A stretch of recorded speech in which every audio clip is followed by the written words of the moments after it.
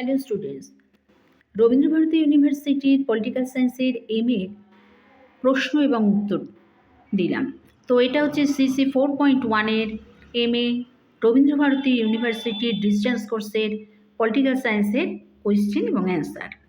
আচ্ছা, তো এটা হচ্ছে সিসি 4.1-এর প্রশ্ন এবং উত্তর দিচ্ছি। এই উত্তরটাকেই তোমরা একটু তৈরি করবে। প্রশ্ন হচ্ছে, ঠান্ডা যুদ্ধ পরবর্তীকালীন সময়ে সার্বভৌম রাষ্ট্রসমূহের সংকট সম্পর্কে সমালোচনামূলক ব্যাখ্যা বিশ্লেষণ করো। এক্ষেত্রে বলি যে এই প্রশ্ন অন্যভাবে ঘুরিয়েও দিতে পারে, যে ঠান্ডা যুদ্ধের পরবর্তীকালীন সময়ে যে সংকট অবস্থা ছিল সে সম্পর্কে তোমরা ব্যাখ্যা বিশ্লেষণ করো। সেক্ষেত্রে সমালোচনা নাও প্রশ্নের মধ্যে থাকতে পারে। তো এর অ্যান্সারটা কিছুটা আমি দিচ্ছি, তোমরা তাহলে ভালোভাবে তৈরি করতে পারবে। তো প্রথমে দিয়েছি যে ঠান্ডা লড়াইয়ের সূচনা এবং দ্বিতীয় বিশ্বযুদ্ধের সমাপ্তি আন্তর্জাতিক রাজনীতিকে নানাভাবে প্রভাবিত করেছিল। এই ঠান্ডা লড়াই হঠাৎ করে একদিনে থেমে যায়নি।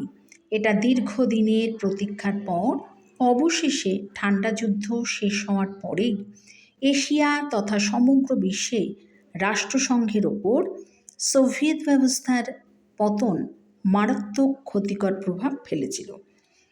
সেই সময়কার রাষ্ট্রগুলির আর্থিক পুনর্জীবন ও মহাযুদ্ধ পরবর্তীকালে পুনর্গঠনের জন্য সোভিয়েত রাশিয়া সবসময় সাহায্যের হাত প্রসারিত করেছিল। তাই উদাহরণ হিসেবে এখানে বলি যে ভারত ও মিশরের কথা বলা যেতে পারে। এই দুটি মানে খুব উন্নয়নশীল দেশ ছিল, তাই এই উন্নয়নশীল দেশ ঠান্ডা যুদ্ধের পরিবেশে সমাজতান্ত্রিক জোট ও পুঁজিবাদী জোট কোনো পক্ষেই কিন্তু যোগ দেয়নি। তা পরিবর্তে নির্জোট আন্দোলনের পক্ষে নানা রকম অসুবিধার সৃষ্টি হয়েছিল। আর অথচ এইভাবে দিয়েছি প্রশ্নটা, তো সেই তোমরা তৈরি করবে। আর এক্ষেত্রে বলি যে প্রশ্নের মধ্যে একটু বিশ্বায়ন ও উদারীকরণ এই পয়েন্টসের এই দিকটাও একটু তুলে দেবে, যে বিশ্বায়ন এবং উদারীকরণ প্রভৃতি এইসব নামের আড়ালে আজ বিশ্বজুড়ে আলাদাভাবে পুঁজিবাদ ও মুনাফা নির্ভর বাজার অর্থনীতি ও বিশ্বের অন্যান্য দেশে তাদের অশুভ ডানা বিস্তার করে চলেছে। বেশ কিছুকাল ধরে মার্কিন যুক্তরাষ্ট্র তাদের প্রধান যে স্বার্থ, সে প্রধান স্বার্থের কেন্দ্রে নিহিত আছে খনিজ তেল।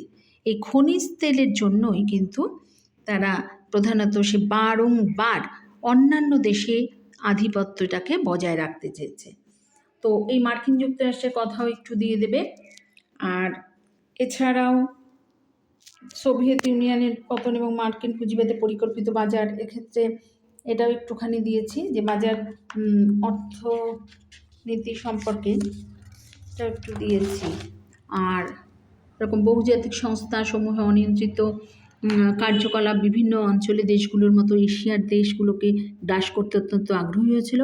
এর থেকে বেরিয়ে আসার কোনো রাস্তা তাদের ছিল না, অর্থাৎ সংকটের মধ্যে তারা পড়েছিল।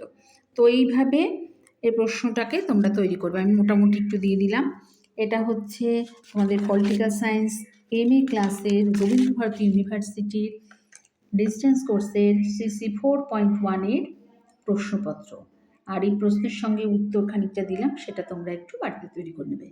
আর যদি কিছু জানতে ইচ্ছা করে তাহলে এটা আমার হোয়াটসঅ্যাপ নাম্বার 8777569467, এখানে যোগাযোগ করতে পারো।